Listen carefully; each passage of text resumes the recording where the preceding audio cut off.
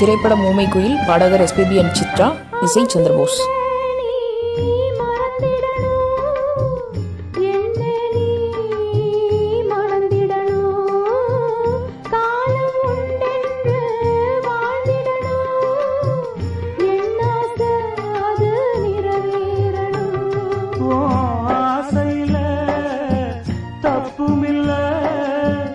உன்னோடு நான் சேர வழியும் இல்ல, மனச நீ மாத்திக்கணும், என்ன நீ மறந்திடணும்.